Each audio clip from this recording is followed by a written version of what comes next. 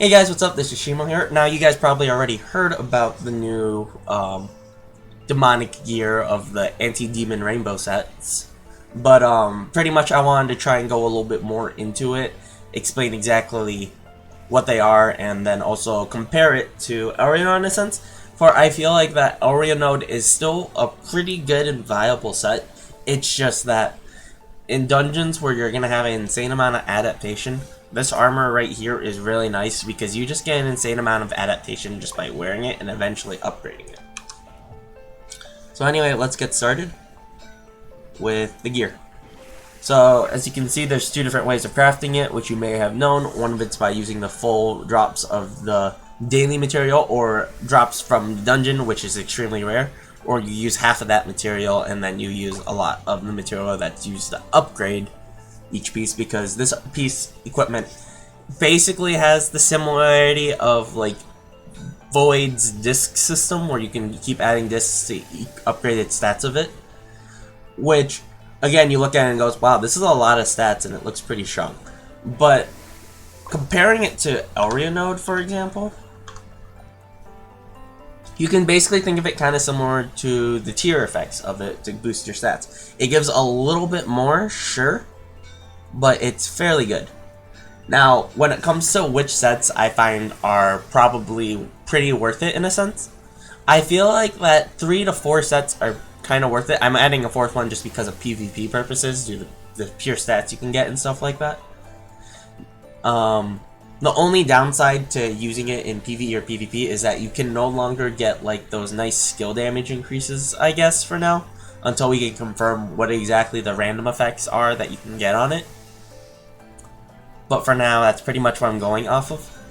And you get a bunch of self buffs, like if you see like top piece gives you the 2% physical and magical 2+ enhancement. Bottoms give you critical, gloves gives you 5 times skill damage, and shoes give you maximize. But so far from what I have to compare for like which ones are worth building is probably 20% attack one, although it's like that's a lot of taking damage, but then it's also a lot of giving damage. Main reason why I'm saying that this is the strongest is because this right now is probably the only way to get attack that we know so far, or polarized, I guess is a lot better way of saying it. And again, until we figure out what the random IDs are, which will take a while for getting equipment, is going to be hard. But so far, this is the only way we know about getting quote-unquote attack. Because for Elria node, you just get it on the top piece, which is like, okay, sure. But then on this equipment, this is the only one that can get it. So I feel like that this one's going to become a very good damage setup. And then the other ones that I feel like that will be pretty viable and usable are the... Which one is this one? Acceleration. 10%... Wait, no, my bad. This one's acceleration. Sorry, they're both blue, but this one's teal and this one's blue. Acceleration. Acceleration gives you that nice 10% MP cost reduction, which is decent utility and stuff like that. But then it gives you 3% physical magical, which is kind of low. But then you also get the 20% chance of whenever you use a skill to reset that skill's cooldown, which is pretty big if it comes to dungeons to try and affect TPS, or in PvP if you use like a big nuking skill and then you get it again. So that's why I feel like that this one is also pretty good. Then there is the support set, which the main reason why I feel like that support set's pretty good, and I feel like that only one person should really quote-unquote aim for this in major parties, is because that the side effect of this one is that it gives you 10% all skill damage and then 10% crit damage as party buffs. Now these are the only party buffs that you can get on this equipment, and I feel like that having that kind of stats are really nice. So I feel like that one's pretty good.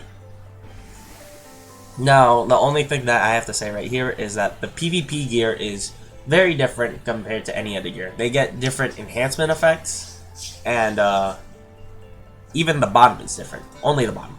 So, with this kind of equipment, you get a self buff of critical, while this one right here gets a self buff of attack speed 2+ enhancement. So that's pretty big. And then the enhancement parts are different. So at like plus 9, plus 10, plus 11, you get 3% awakening charge, 3% add damage, and 1% physical magic.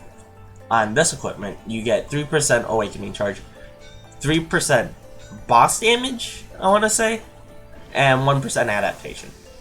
And it's pretty much the same thing comparing to like every single concept. Okay, so then let's talking about builds, for example.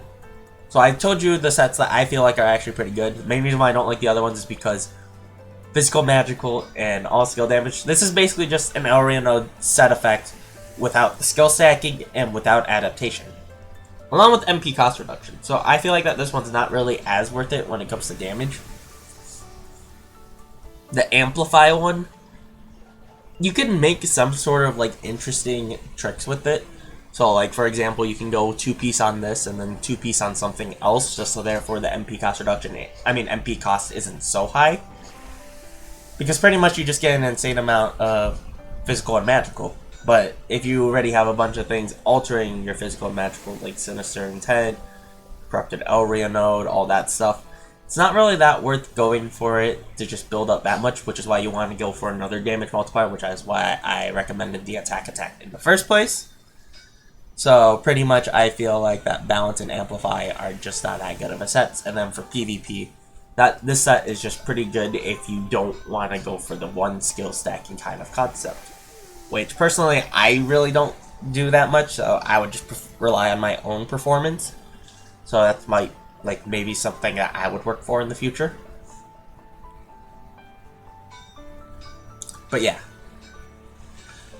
So pretty much that's how I feel about the kind of sets. You can kind of mix match them a little bit, but there's pretty much all I can really know until I can really figure out the identifications that you can get on them. Someone might have those up already in terms of like data mining, or like they farmed an insane amount and already have like one piece of it. Because farming this is really, really tedious right now. However, it's only been the first 2 dungeons out of how many. But that's pretty much how I feel about newer gear, and I'm kind of interested in using them. Just because there's not really much to do, so I guess this is probably the only content to really farm and do. Although I'm not really enjoying it as much, but that could just be because of not having the reboot. And then the dungeons seem kind of like the concepts of the dungeons were pretty well designed. It's just that the bossing still feels really lackluster in a sense, and it feels like just a huge dummy to attack and stuff.